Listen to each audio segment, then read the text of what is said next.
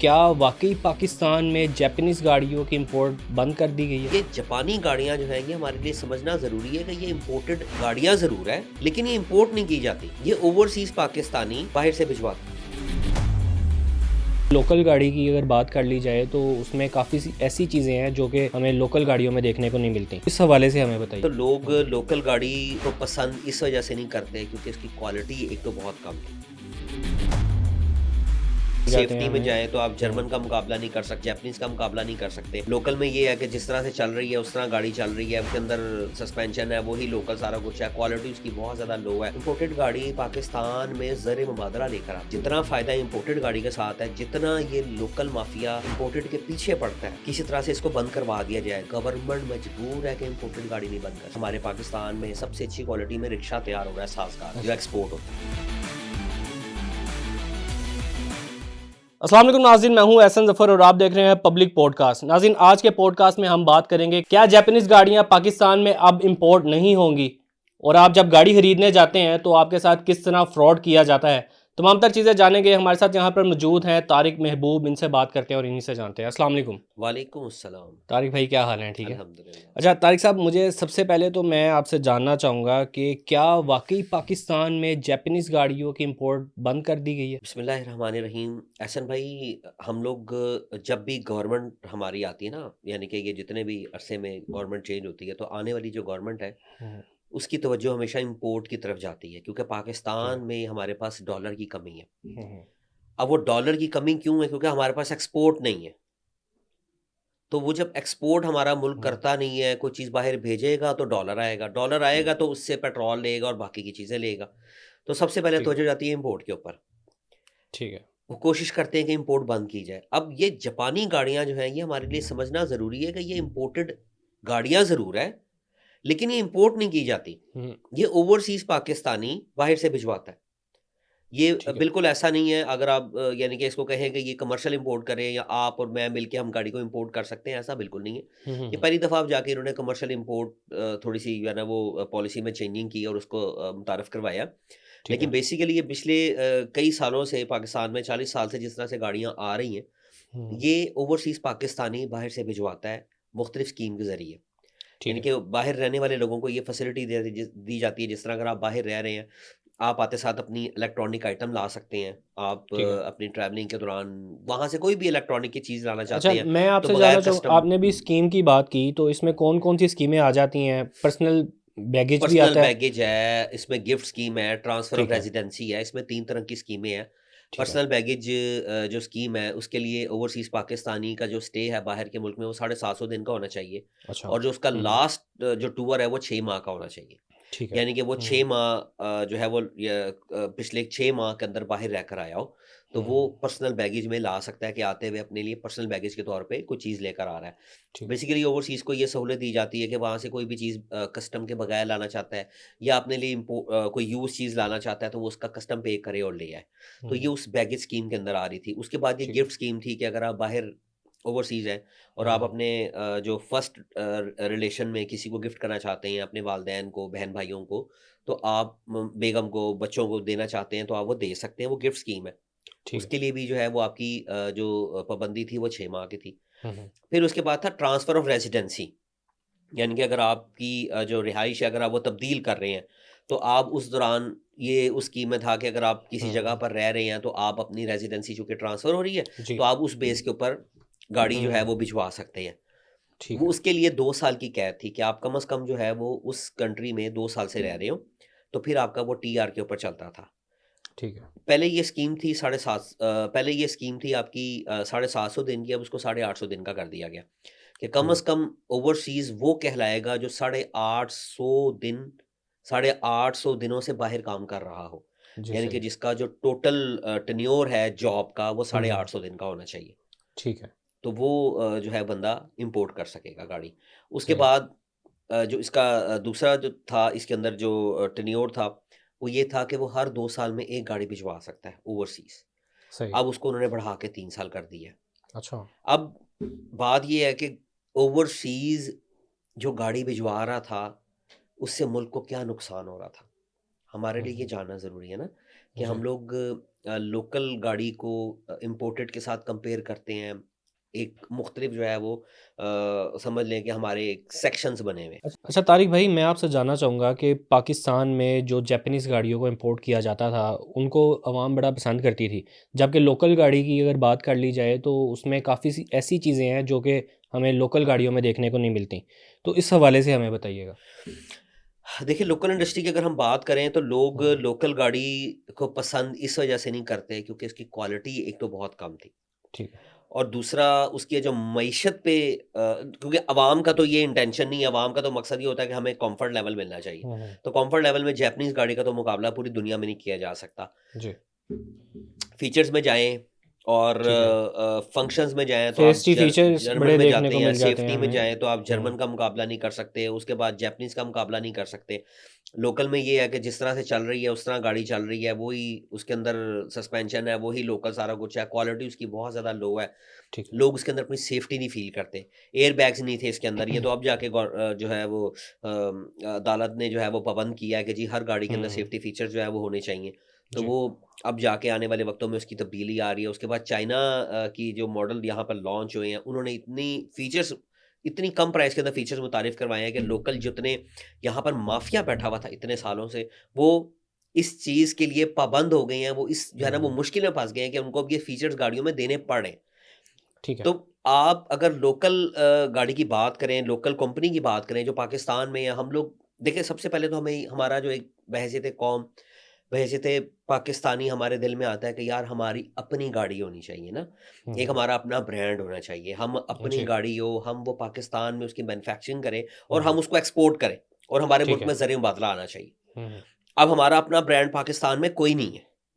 हमने ठीक। बाहर के ब्रांड्स के यहाँ पर असेंबली यूनिट लगाए हुए हैं। हम्म, हमने वो डॉलर भेज के पार्ट्स इंपोर्ट करने हैं और उनको यहाँ पर ठीक है। असेंबल करना है।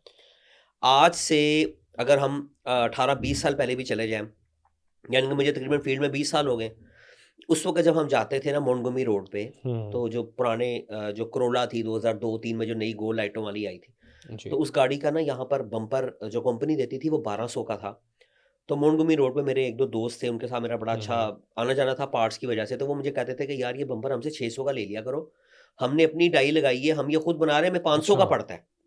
हर बंदा मैन्युफैक्चरिंग कर रहा था। अच्छा।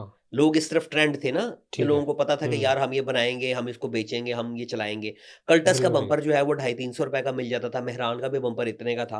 मैं आपको अच्छा। कोरोला का बम्पर बता रहा हूँ हम्म, कि कंपनी 1200 का दे रही थी, तो हमें जो है ना वो वहाँ से 600 का मिल जाता था। लोग मतलब बनाते थे, आधी कीमत मैन्युफैक्चरिंग में मिल करते थे। जाता था। लोग ठीक है। उसके अंदर बहुत ज़्यादा इन्वॉल्व थे और लोग हम्म, इसकी इंडस्ट्री लगाना चाह रहे थे, काम करना चाह रहे थे। ठीक है। लेकिन हुकूमती पॉलिसियाँ जो हैं वो आए दिन तब्दील होने की वजह से लोगों ने इंडस्ट्रियाँ बंद करना शुरू कर दी और हम्म, लोकल मैन्युफैक्चरर जो असेंबलर हैं, जी। वो इम्पोर्ट करने पे मजबूर हैं। उनकी ठीक मजबूरी है। उन्होंने इम्पोर्ट करनी ही करनी है क्योंकि ज़ाहिर बात है हम्म, उन्हें गाड़ी यहाँ पर बनानी है, असेंबल करनी है। हम्म, अगर वो यहाँ पे मैन्युफैक्चरिंग करते हैं, उनको ये नहीं पता कि हम कितना माल मँगवाएँगे, दोबारा हमें वो माल मिलेगा कि नहीं मिलेगा। हम इंडस्ट्री लगाने के लिए यहाँ पर प्लांट इंपोर्ट इंपोर्ट कर लेते हैं, तो क्या उस प्लांट के ऊपर हम कितनी देर तक मटेरियल मँगवा के चला सकते हैं? क्या उसकी लेबर हमारे पास स्टेबिलिटी के साथ चलेगी या नहीं चलेगी? कब हमें लेबर फारिग करनी पड़ जाए? कि जी पॉलिसी चेंज हो गई है, जी इस साल इस तरह आ गई, इस तरह इस साल आ गई है। यानी कि यहाँ पे हम्म, वो पॉलिसी नहीं है ना, एक फिक्स जी। पॉलिसी नहीं है। आए दिन आपके टैक्सेस चेंज होते हैं, आए दिन आपके रवैये चेंज हो जाते हैं। अब ये जितना लोकल यहाँ पे असेंबलर बैठा हुआ है, इसने पार्ट्स इंपोर्ट करने ही करने हैं। इंजन तक तो ठीक हम है। बना नहीं सकते। हम्म, इंजन भी नहीं बनाना आता हमें। जी। हमें चीज़ें नहीं यहाँ पे बनानी आती। हमने यहाँ पे मैन पावर नहीं तैयार की हुई। हमने हम्म, यहाँ लोगों को ट्रेन नहीं किया हुआ। यहाँ पे लोग हैं जुगाड़ू।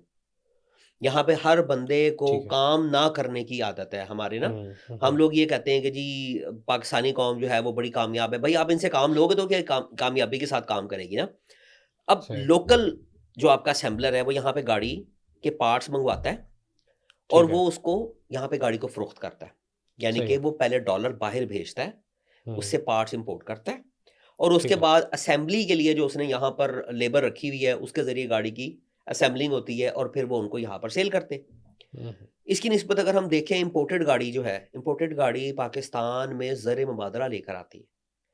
आप यकीन ओके। करें कि जितना फ़ायदा इंपोर्टेड गाड़ी के साथ है, जितना ये लोकल माफिया इंपोर्टेड के पीछे पड़ता है, किसी तरह से इसको बंद करवा दिया जाए। गवर्नमेंट मजबूर है कि इंपोर्टेड गाड़ी नहीं बंद कर सकती।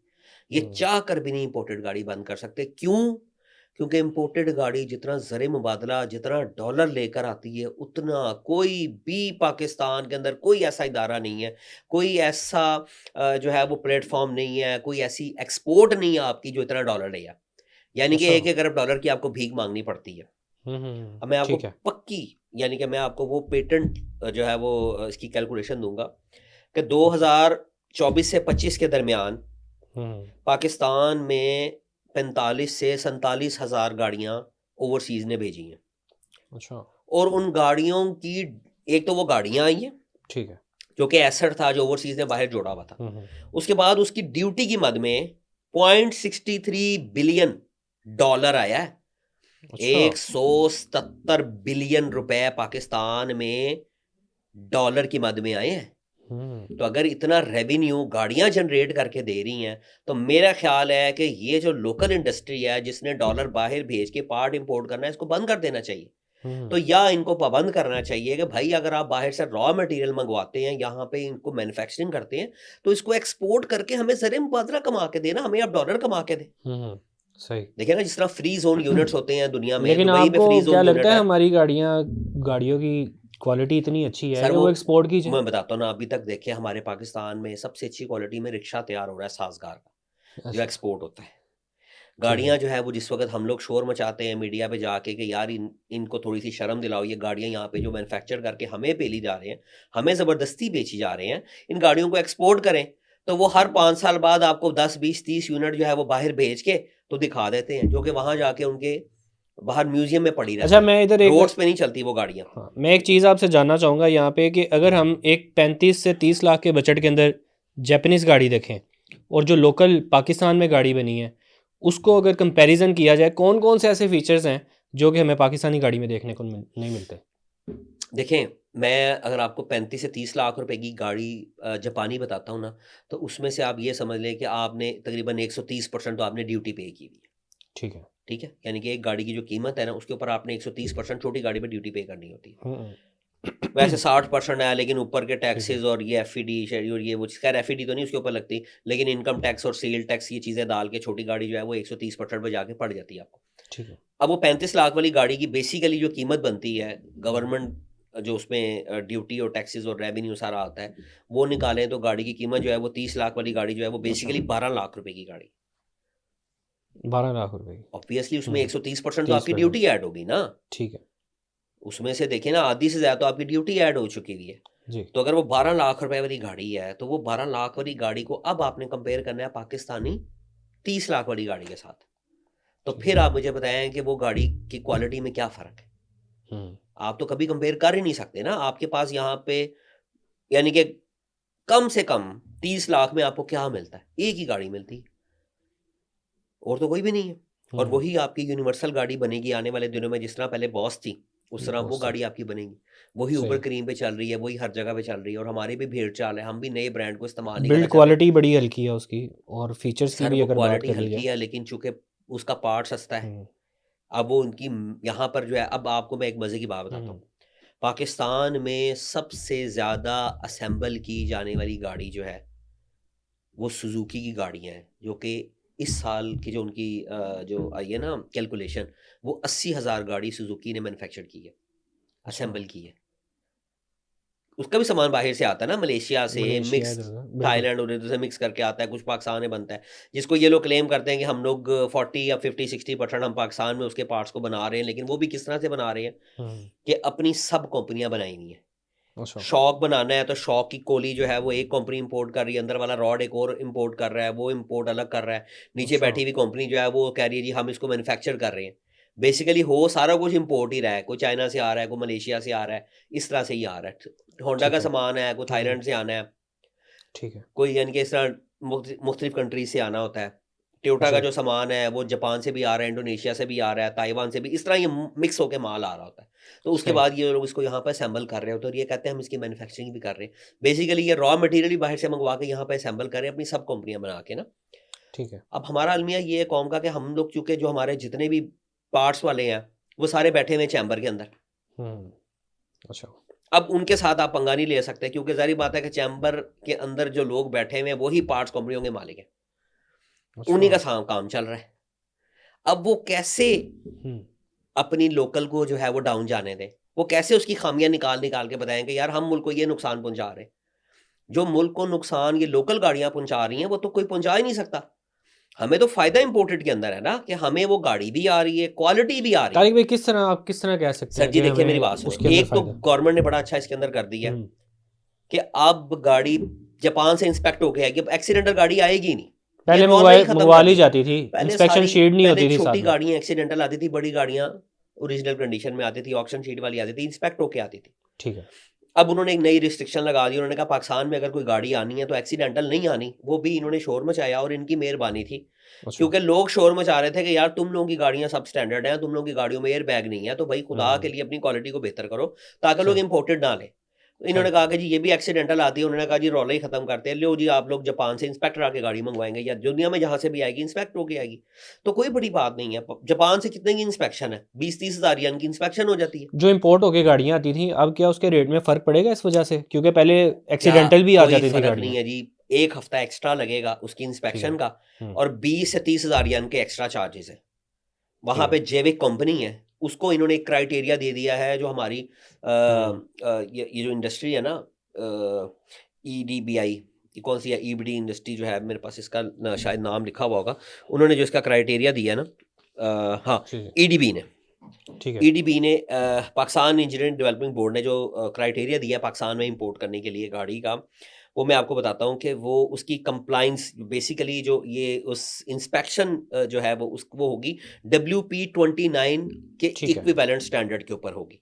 यानी कि UNEC जो है वो इसका स्टैंडर्ड होगा WP29। जब आप ये इसको गूगल करते हैं UNEC WP29 तो उसके अंदर सारी की सारी डिटेल लिखी हुई आ जाती है कि गाड़ी के अंदर मेन क्या क्या चीज़ें होनी चाहिए, यानी कि इंस्पेक्शन के अंदर क्या चीज़ चेक करनी है कि पाकिस्तान में जो गाड़ी बाहर से इम्पोर्ट की जाए उसके अंदर क्या चीज़ें होनी चाहिए और क्या नहीं होनी चाहिए। मैं आपसे जानूंगा कि क्या क्या चीज़ें होनी चाहिए। मैं बिल्कुल आपको इसको बताता हूँ, इसकी एक पूरी लिस्ट है। इसकी एक्सीडेंटल हिस्ट्री जो है वो वहां पे चेक होगी कि गाड़ी नॉन एक्सीडेंटल ना हो, यानी कि गाड़ी नॉन एक्सीडेंटल हो, ओके, या उसका स्ट्रक्चरल डैमेज ना हो, यानी कि जो उसके नीचे की गार्डरी आ जाती है, होदा आ जाता है आगे होता का, आ जाता है, या पट्टी वगैरह ऐसी मेन डैमेज ना हो कि वो उसके कुप्पे और शॉक्स वाली जगह जो है वो ऐसी डैमेज हो कि वो गाड़ी रोड पे सीधी ना चल सकती हो। ठीक है, मेन चीज़ ये। ओके। उसके बाद इसका स्पीडोमीटर ओडोमीटर जो है वो इसका ओरिजिनल होना चाहिए, टेम्पर्ड नहीं होना चाहिए, और जापान में टेम्पर्ड होता भी नहीं है। सही। अगर खुदा न खास्ता कोई बंदा टेम्पर्ड कर भी देता है तो ऑक्शन शीट पे लिखा आता है। ठीक है, अब ये इंस्पेक्शन होगी, उसके ऊपर लिखा आएगा कि टेम्पर्ड, वो गाड़ी नहीं पास ही नहीं होगी। उसके बाद इसका होगा इंजन नॉइस, एबनॉर्मल नॉइस ना आए, क्रैंक खराब ना हो, ठीक है, उसके कोई हेड में मसला ना हो, ज़ाहिर बात है हेड पे प्रॉब्लम होगी या कोई ऐसा मसला होगा, इंजन में आवाज़ होगी, वो गाड़ी इंपोर्टेबल नहीं है। उसके बाद ट्रांसमिशन, गेयर ख़राब ना हो गाड़ी का। अब गेयर वहाँ पे इतना ख़राब भी नहीं होता, पाकिस्तान में ख़राब होता है, लोग गेयर ऑयल नहीं चेंज करते, चलाई रखते सारी ज़िंदगी, उनको याद पता ही नहीं होता कि गेयर ऑयल भी कभी बदलना होता है। हर गाड़ी का गेयर ऑयल जो है वो चेंज करना होता है, उनको पता नहीं होता। खैर, ठीक है। एग्जॉस्ट इमिशन जो आजकल जो चल रहा है ना, कार्बन मोनोऑक्साइड और कार्बन डाइऑक्साइड, गाड़ी के एग्जॉस्ट चेक करते हैं कि गाड़ी के जो है वो खराज कैसा है। यानी कि बेसिकली हम लोग क्या करते हैं यहाँ पाकिस्तान में, मैकेनिक के पास जाते हैं कि यार ये चेक इंजन की लाइट आ रही है, वो कहता है जी कोई मसला नहीं है जी, वो ऑक्सीजन सेंसर साफ कर दो। ऑक्सीजन सेंसर क्या कर रहा होता है, वो आपके कैटालिटिक कन्वर्टर के ऊपर लगा होता है। ठीक है, जब आपका गंदा पेट्रोल उसमें इस्तेमाल होता है, उसमें जब उसमें कंबस्शन होता है इंजन के अंदर, तो वो आपके कैट को ब्लॉक कर देता है, यानी कि उसमें कार्बन जमा होना शुरू हो जाता है। फिर आपका जो उसके ऊपर जो ऑक्सीजन सेंसर होता है वो भी बंद हो जाता है, वो काम करना बंद कर देता है। तो वो गाड़ी को अलर्ट देता है कि भाई ये गाड़ी में खराबी है, ये गाड़ी इमिशन जो है वो जो इमिशन जो है वो क्या कहते हैं, CO2 क्या कहते हैं इसको यार, इमिशन प्रोड्यूस कर रही है, यानी कि जो ये धुआं बना रही है एग्जॉस्ट से, जो इसका धुआं निकल रहा है उसमें कार्बन मोनोऑक्साइड का अखराज ज़्यादा है। इसके अंदर और भी काफ़ी सारी धातें होती हैं जो कि इंजन के कंबस्शन के बाद पैदा होती हैं और वो सलेंसर से बाहर निकल रही होती हैं। ये एक बड़ी टेक्निकल सा है उसके अंदर, लेकिन ये आजकल जो चेक कर रहे हैं EPA वाले, जी बिल्कुल EPA पंजाब वाले जो चेक कर रहे हैं इमिशन वाले, ये क्या चेक करें, यही चेक करें कि एग्जॉस्ट सही काम कर रहा है या नहीं कर रहा। अब आप मैकेनिक के पास जाते हैं, कह रहे हैं जी लाइट आ रही है, कोई मसला नहीं जी, अंदर वो उसके मारता है, वो रॉड मारता है और वो कैटालिटिक के अंदर जो वो मिट्टी होती है वो तोड़ देता है। जो वो हांडी बनी होती है, बेसिकली वो हांडी क्या कर रही है हम्म, कि उस एग्जॉस्ट के साथ केमिकल रिएक्शन करती है, उसमें पैलेडियम और प्लेटिनियम लगा होता है ना, वो जी एक हांडी बड़ी कीमती होती है। ठीक वो है। उसके साथ आपकी जो कार्बन मोनोऑक्साइड है वो रिएक्ट होके ऑक्सीजन में, हाइड्रोजन में और मुख्तलिफ गैसेस जो कि माहौल दोस्त है उसमें कन्वर्ट कर रही होती है, ठीक है। ताकि माहौल में आलूदगी ना हो।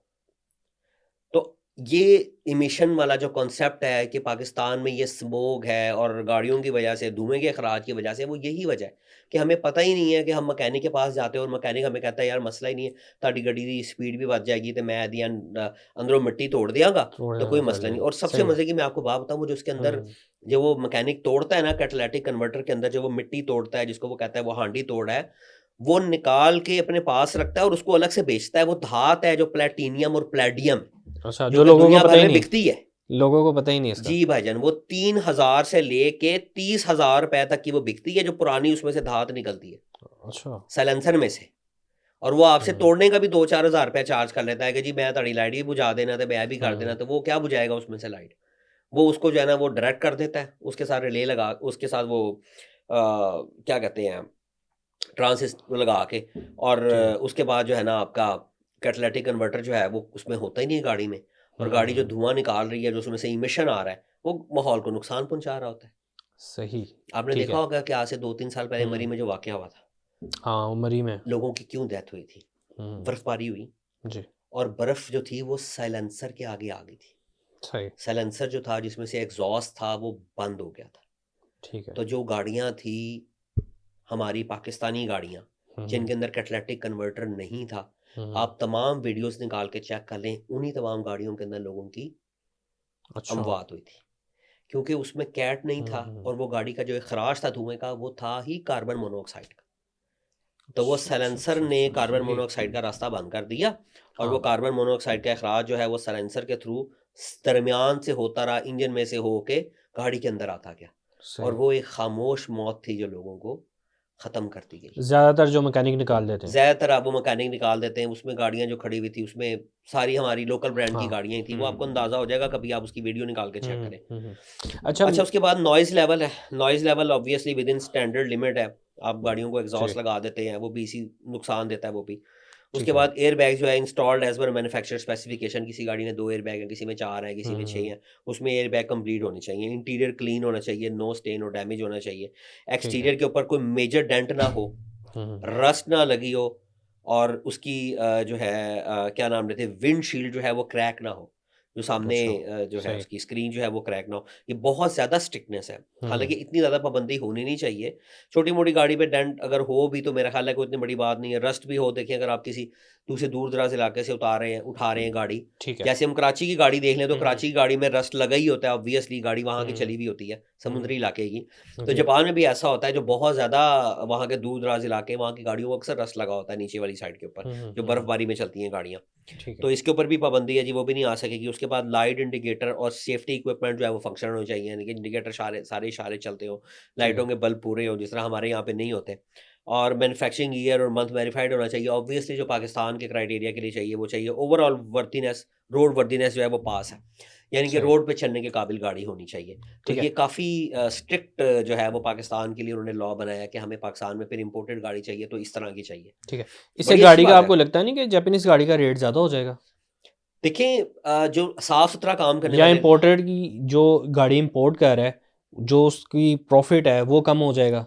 क्या लगता है, क्या नहीं होगा नहीं नहीं लाइफ नहीं में? नहीं नहीं, मैं बताता हूँ आपको। इसमें ये होगा कि जो ओवरसीज है ना वो गाड़ी ही साफ भेजेगा। हम्म, पहले ये था कि जिनके पास थोड़े भी पैसे थे वो गाड़ियाँ छोटी मोटी एक्सीडेंटल उठाते थे, गाड़ियाँ पाकिस्तान भिजवाते थे, पाकिस्तानी यहाँ पे ठीक लेते है। थे, रिपेयर रिपूर कर लेते थे, चल जाता था काम ना। तो अब वैसा नहीं होगा, अब अब जो आपको गाड़ी अच्छी पाकिस्तान में भिजवानी इस होगी। वक्त इंपोर्ट गाड़ियां मौजूद हैं, उनकी रेट में कोई फ़र्क आएगा, जिनकी ऑक्शन शीट नहीं साथ? असल में पाकिस्तान में गाड़ियाँ ज़्यादा हो चुकी हुई हैं, हम्म, तो इसलिए प्राइस को फ़र्क नहीं पड़ेगा। अब ठीक पाकिस्तान है। में नया भी मॉडल आ जाए, आप सस्ती गाड़ी भी लॉन्च कर दें, तो पहले जो एक्सपेक्टेशन होती थी ना कि ये गाड़ी आ रही है फटाफट बुक करवा लो, जिस तरह जैक का डाला था, हाँ अब वो इतना बिकना नहीं था जितना बुक हो गया। जी तो वो लोगों ने जो है वो उन्होंने कहा जी ये सिविक को मार देगी, ये ग्रैंडी को मार देगी, ये करेगी, वो करेगी। लोगों ने जैक 3,000 डाले, बुक करा दिए पहले हफ्ते में ही, लेकिन वो ठीक है। इतने बिके नहीं। तो फिर लोगों ने माइनस में बेचे। अब वो तजर्बा जी क्योंकि इन्वेस्टर को हो चुका हुआ था, तो अब जिस तरह अब ये नई गाड़ी आई है, जैको की आई है, यानी कि इस तरह से गाड़ियां रोज कोई ना कोई नई आ कोई रही है, नई कंपनी आ लेकिन रही वो है इस तरह इन्वेस्टर अपना से, इंटरेस्ट बिल्कुल। नहीं शो कर रहा कि यार हम ये गाड़ियां बुक कराएं तो इसमें बड़ा फायदा होगा, ऐसे होगा, ऐसा कुछ भी नहीं होने वाला। तो इसलिए जो है ना वो पाकिस्तान में गाड़ियां ज्यादा हो चुकी हैं और इस्तेमाल करने वाले लोग कम हैं। सही। तो एकदम से हुकूमत ने कैसे ये फैसला किया कि ये सारी चीज़ें कंप्लीट होनी चाहिए, जो जो चीज़ें आपने बताई हैं? सर ये जितने आपका माफिया है ना, जो बड़ी जी। गाड़ी ये यहाँ पे लोकल इंडस्ट्री जो माफिया है, जो ये पार्ट्स इंडस्ट्री वाले ये लोग हैं ना, हम्म इनकी, चूंकि मैं इनके मुतालिक ये तो नहीं कहना चाहता कि ये हुकूमत को ख़रीद लेते हैं या कोई ऐसा काम करते हैं, क्योंकि ज़ाहिर बात है कि हुकूमत रियासत है हमारी और जी। हमारे पे लाजिम है कि हम उसकी हम्म इज़्ज़त करें। लेकिन कहीं ना कहीं आपको पता लूप होल ज़रूर होता है, ठीक है। कहीं ना कहीं ये ब्लैकमेल ज़रूर करते हैं, जी। जिसकी वजह से ये गवर्नमेंट को जो पिक्चर दिखा रहे होते हैं, अब ओवरसीज़ पाकिस्तानी क्या पिक्चर दिखाएगा, यानी कि इम्पोर्टेड गाड़ी का जो यहाँ पे लोकल अगर शोरूम वाला बैठा हुआ है, ओवरसीज़ गाड़ी उसको बेच के जाता है, तो वो क्या पिक्चर ले जाके दिखाएगा, जो ये माफिया के अंदर लोग बैठे होते हैं, ये दिखा रहे होते हैं कि लो जी पाकिस्तान में तबाही फिर गई, इम्पोर्टेड गाड़ी इतनी आ गई, इसने ये कर दी, इसने हमारे चूल्हे तबाह कर दिए, उसने बेसिकली उनके चूल्हों को ख़राब किया होता है। लेकिन ये कि अल्लाह की लाठी तो बेआवाज़ है ना, तो अब आ गया ना, चाइनीज़ ब्रांड आना शुरू हो ठीक चुके है। हैं, अब ये दुनिया भर में इनको मार पड़ रही है। ये जितनी राज कर रही थी कंपनियां जो है पूरी दुनिया में, अब इनको मार पड़ेगी। अब ये चाइनीज़ आ चुके हैं, अब ये इनको सबक सिखा रहे हैं। हम भी कहते सही। हैं, हम कहते हैं कोई बात नहीं यार, चाइनीज़ ब्रांड आने चाहिए पाकिस्तान में, कंपटीशन आना चाहिए, कम प्राइस में गाड़ियां आ रही हैं। अब ये देखें जितनी गाड़ियां इस वक्त लॉन्च हो रही हैं, इस रेंज के अंदर आपको यूज गाड़ी मिलती थी, बिल्कुल ऐसे ही। अब वो मजबूर है कि 25-25 लाख रुपया गाड़ी के ऊपर जो है ना वो कम कर रहे हैं कि यार खुदा के लिए गाड़ी खरीद लो। लोग कहते हैं कि यार तुम्हारी गाड़ी अब नहीं हम खरीदेंगे। आपको लगता है लोकल मार्केट और टूटेगी? लोकल मार्केट अब नहीं उठेगी दोबारा, ये हर गाड़ी माइनस पे बिकेगी। अच्छा। और अब ये वक्त आ चुका है, मैं आपको बता देता हूँ, पाकिस्तान में तो खैर जितने लोग, यानी कि दूसरे ममालिक का जो लोग जो टूर करते हैं, ठीक उन्होंने है। वहाँ जाकर भी फील किया कि चाइनीज़ ब्रांड वहाँ पे छा चुके हैं। क्यों छा रहे हैं? कि वो बैंकों के साथ मिल के लो इंटरेस्ट रेट पे या ज़ीरो मार्कअप के ऊपर अपनी गाड़ियाँ सेल कर रहे हैं। अब अच्छा। एक गाड़ी जो है, अगर वो फ़र्ज़ करें आपके पास $25,000 की गाड़ी थी, यूज़ में आपने ली थी, जो कि नई गाड़ी की कीमत जो है वो 60 या $70,000 थी। मैं आपको डॉलर्स में बता देता जी। हूँ, बाहर के ममालिक के लिए। ठीक है। तो चाइनीज़ गाड़ी वहाँ पे 0 मीटर अब आपको $23,000 की मिल जाती है। अच्छा। तो जिसकी यूज़ $25,000 की थी, वो 16,000 की बिक रही है। ठीक। अब वो उसको ये कहते हैं कि तुम अपनी 16 की बेचो, या तुम्हारी 15 की बिकती है या 16 की बिकती है, ये बेचो, $2,000 हमें दो और महीने का $600 दो और गाड़ी ले लो। सही। और ये चाइनीज़ गाड़ियों ने इस वक्त जापान के अंदर भी एंटर होने की बहुत कोशिश की है, लेकिन जापान में वो अपनी जगह नहीं बना सके, क्योंकि जापान ऑलरेडी, जापानी जो है वो अपनी कल्चर से बड़ा प्यार करते हैं, अपनी चीज़ों से बहुत ज़्यादा प्यार करते हैं, ठीक है। तो उन्होंने चाइनीज़ को अडॉप्ट नहीं किया। लेकिन उसके अलावा अगर आप ये तुर्की, आज़रबाईजान और ये दूसरे ममालिक में चले जाएँ, अमेरिका जैसे ममालिक में चले जाएँ, तो आपको वहाँ पे चाइनीज़ ब्रांड नज़र आएँगे। कि वहाँ पे लोग, क्योंकि ज़ाहिर बात है पूरी दुनिया की नेशन जो है वो वहाँ पे बसती है, हर तरह के लोग अच्छा, हैं। लोगों यूके के में ज़हन में एक और चीज़ है कि चाइनीज़ गाड़ी है तो बिल्ड क्वालिटी कैसी होगी, क्वालिटी कैसी होगी, इसके ऊपर आप क्या कहेंगे? क्वालिटी कैसी है चाइनीज़ गाड़ी की? अच्छा देखिए, मैं आपको बताता हूँ कि अगर आप यहाँ की लोकल गाड़ी चलाने वाले हैं और आप चाइनीज़ में जाएँगे तो आपको बड़ा मज़ा आएगा। अच्छा। या आपके लिए बड़ी जो है ना वो ज़बरदस्त होगी कि यार क्या गाड़ी बना दी है, क्या कंफर्ट लेवल है, ओए ओए फंक्शन देखो इसके, यार वो लेन डिपार्चर असिस्ट है, वो देखो ब्लाइंड स्पॉट है, कैमरे के अंदर नज़र आ रहा है पीछे से गाड़ी कौन सी आ रही है, वो इतना बड़ा सनरूफ है, पैनोरामिक रूफ है इसके अंदर। मज़ा आता है आपको देख के, यानी कि आप एडास के फीचर्स उसके अंदर बड़े ज़बरदस्त काम करें। लेकिन अगर आप जापानी गाड़ी चलाने वाले हैं और आपने एक दफ़ा जापानी गाड़ी चला ली है, तो आप कभी भी चाइनीज़ को नहीं पसंद करेंगे। आपको कंफर्ट लेवल का पता चल ही जाएगा, आपको चाइनीज़ फील आ ही जाएगी। उसका लेदर, आपको चाइनीज़ का लेदर लोकल के साथ तो बहुत अच्छा लगेगा, लेकिन वो लेदर नहीं है, वो सिंथेटिक है, वो रेक्सियन है। यानी कि उसमें लेदर इंटीरियर आपको नज़र ही बहुत कम गाड़ियों में आएगा। बहुत हाई एंड गाड़ियाँ जो होंगी उनमें मिलेगा, और उन गाड़ियों की कीमत वाकई महंगी है। तो ये इसलिए वहाँ पे जितनी भी गाड़ियाँ आपको चाइनीज़ मिल रही हैं, यहाँ पे लोग बड़े बड़े अच्छे अच्छे ब्रांड हैं इस वक्त पाकिस्तान में जो कंपटीशन दे रहे हैं, ये लोकल पुराने माफिया को बड़े अच्छी क्वालिटी में काम कर रहे हैं, आफ्टर सेल सर्विस दे रहे हैं, ये सबसे बड़ी बात है। अच्छा। सबसे बड़ी बात यही होती है ना कि आपकी गाड़ी की वारंटी क्या है जी, आपको 5 साल की वारंटी दे देते। ये लोग क्या करते थे, 2 साल या 50,000 किलोमीटर। और भाई साल में जो है वो आपकी गाड़ी 40,000 किलोमीटर चल जाती है अगर आप डेली का इस्तेमाल करने वाले हैं। तो वो कहते थे जी या 2 साल या 50,000 kilometre, which ever come first. क्या आपको लगता है कि चाइनीज़ गाड़ियों के रेट भी अप हो जाएंगे बाद में, नहीं, आने वाले पाकिस्तान वक्त में में अब कुछ गाड़ियों ऐसा की हो कीमतें सकता नहीं है? बढ़ेंगी। ये एक हमारे पे एक बड़ा बुरा दौर था पीछे, हम्म, उसमें हमारा डॉलर बढ़ता जा रहा था, इस वजह से गाड़ियों की कीमतें बढ़ रही थी और ठीक है, लोग बड़े खुश हो रहे थे, वाह वाह वाह क्या दौर है जी, गाड़ियाँ महंगी हो गई, बहुत महंगी फ़ायदा हो हो गई। गया। बेसिकली हमने नुकसान कमाया। हम्म, एक गाड़ी जो हम्म, इस वक़्त मैं अगर आपको उसकी मिसाल देता हूँ ना, जो हम लोकल हमारे पास यहाँ पे नाम लेके कह देता हूँ, आल्टो है। हम्म, वो $10,000 की लॉन्च हुई थी, वो आज भी $10,000 की है। ठीक है, भाई उस वक़्त आपका ₹100 का डॉलर था सही, या ₹103 का डॉलर था, तो 10,30,000 की गाड़ी लॉन्च हुई थी। मिसाल दे रहा हूँ ना, यानी कि वो हो सकता है उसकी कीमत $11,000 हो या $10,500, मैं मिसाल के लिए ठीक कह है, रहा हूँ कि जो गाड़ी $10,000 की थी, वो आज भी $10,000 की है। अगर हम्म, आपकी सिविक $25,000 की थी, वो आज भी $25,000 की है। अगर आप उस वक़्त वो यूज़ में गाड़ी $3,000 की ले रहे थे, तो आज भी आप $3,000 की ही ले रहे हैं। बिल्कुल अगर सही, यूज़ में सिविक हम्म, आपको $15,000 की मिलती थी, तो आज भी वो $15,000 की ले रहे हैं। आपकी करेंसी डिवैल्यू हो रही थी। आप उसके अंदर खुशियाँ मना रहे थे, आप बड़े जो है वो नाच-गाने कर रहे थे कि हमारा मुल्क तरक्की कर रहा है, हमारी चीज़ें महँगी हो रही हैं। आप बेसिकली बेवकूफ़ बने हुए थे। तो अब ठीक है, आपको आँखें खोलने का टाइम है और इस वजह से अब गाड़ियों के चूँकि रेट स्टेबल हो गया है मार्केट में, गवर्नमेंट ने सबसे अच्छा काम ये किया कि डॉलर को स्टेबल कर दिया। हम्म, अब आने वाले आपको पूरा 1 साल का पता है कि आपको अगले साल तक आप कोई भी चीज़ अगर आपकी आ रही है बाहर से या आप कोई भी चीज़ मँगवाते हैं या कोई चीज़ की डील करते हैं किसी के साथ, लोकल कपड़े की भी डील करते हैं, तो आपको ये पता है कि ये भाई आपकी रेट यही ठीक है, रहेगा। ये नहीं है कि जी अब आपने आज रेट तय कर लिया है, तो आपका रेट जो है ना वो 2-4 दिन में डॉलर बढ़ेगा या हफ्ते बाद डॉलर को मार पड़ेगी तो ये होगा, तो पाकिस्तानी रुपया गिर जाएगा, तो आपकी चीज़ महँगी हो जाएगी, ये नहीं होगा। कम से कम ये हम लोग माशाल्लाह इन 2 सालों में स्टेबिलिटी देख रहे हैं। ये जो 2-3 साल हमारे 2 साल हमारे बड़े अच्छे गुज़रे हैं। तो इसके अंदर हम देखते हैं कि हमारे मुल्क में स्टेबिलिटी आई है। अगर नहीं आ रही, जी, तो हमारी जो पॉलिसीज़ हैं, गवर्नमेंट जो है वो पॉलिसी के अंदर कोई ऐसा काम कर देना अगर कि यार ये पॉलिसी बना दी है, अब 10 साल तक हम इसको नहीं छेड़ेंगे। जी। आप लोग खुल के काम करो, आपने इंडस्ट्री लगानी है, अब इंडस्ट्री लगाओ। अच्छा, आपने मैं यहाँ कोई पे भी काम करना है एक ना, आप और चीज़ करो। आपसे जानना चाहूँगा कि गवर्नमेंट ने इतनी सख्ती इन चीज़ों के ऊपर कर दी है, क्या इससे ब्लैक मार्केट या इल्लीगल इंपोर्ट्स ये इसका खर्चा बढ़ जाएगा? नहीं, बिल्कुल नहीं बनेगा। यार देखिए इन्होंने कंट्रोल बड़ा अच्छा कर लिया।